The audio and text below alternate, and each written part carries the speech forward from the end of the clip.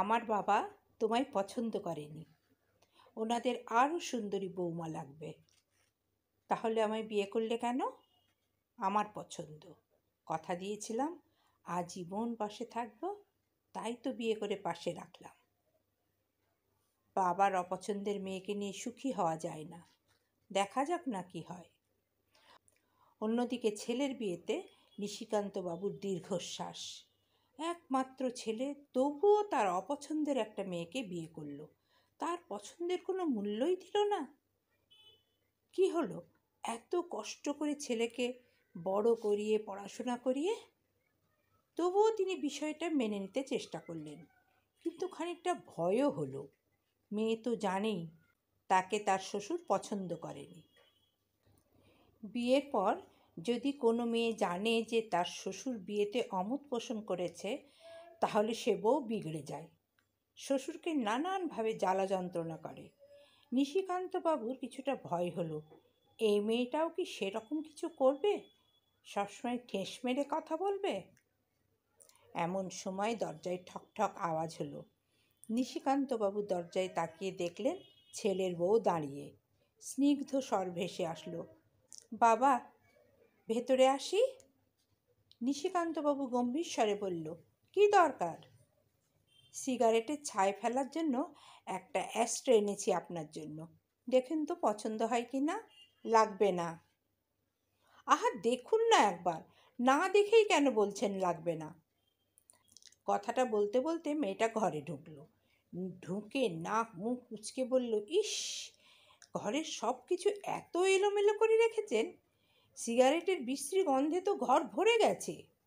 নিশিকান্তবাবু কিছু বললেন না, মেয়েটাকে তার অসহ্য লাগছে। মেয়েটা পাথরের উপর ডিজাইন করা একটা অ্যাস্ট্রে নিশিকান্তবাবুর সামনে এগিয়ে দিয়ে বলল, বাবা দেখুন তো এটা পছন্দ হয় কি না। দোকানদার বলেছে এটা শ্বেত পাথরের, আমি পাথর চিনি না, দেখে বলুন না এটা কি সত্যিই শ্বেত পাথরের? নিশিকান্তবাবু আমতা আমতা করে বলল, চশমা ছাড়া আমি বুঝতে পারবো না। চশমা কোথায় রাখছেন? মনে পড়ছে না, টেবিলে আছে বোধহয়। আপনি তো আমার বাবার মতোই মন ভুলো লোক।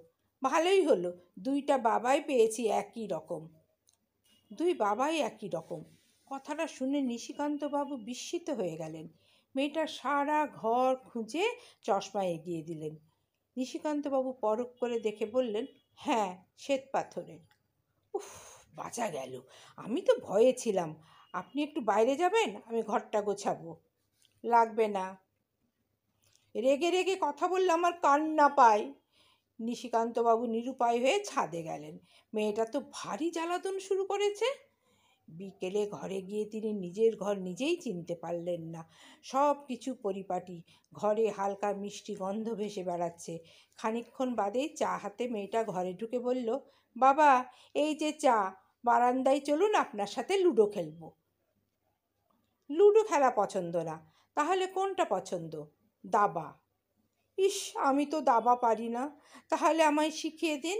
প্রতিদিন বিকেলে বাবা মেয়ে একসাথে দাবা খেলবো। কিছুদিন যেতেই নিশিকান্তবাবু লক্ষ্য করল মেয়েটি তার জীবনের একটা অংশ হয়ে গেছে। তার একটি মেয়ের শখ ছিল, সেটা পূরণ হয়নি। ছেলে হবার 2 ঘন্টা পরেই তার স্ত্রী ইহলোক ত্যাগ করেন।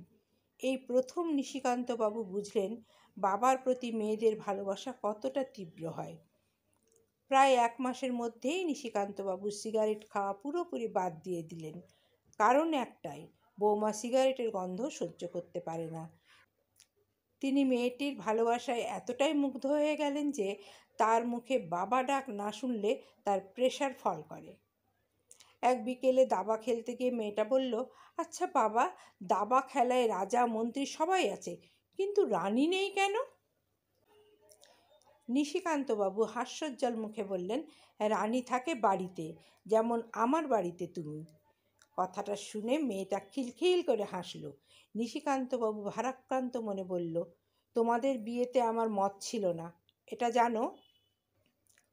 জানি। আপনি কি ভেবেছিলেন আমি আপনাকে জ্বালাতন করব? এমন ভাবনা আসা কি দোষে? না, দোষের না। যে তোমার বিয়েতে সম্মতি দেয়নি তাকে বাবার সম্মান দিলে। এক দেখায় পছন্দ হওয়াটা আসলে ঠুনকো। পছন্দ অর্জন করাটাই বেশি আনন্দের, বুঝলেন শ্বশুরমশাই? আর বাবারা যতই কঠোর হোক, মেয়েদের ভালোবাসা উপেক্ষা করতে পারে না, যেমনটা আপনি পারেননি।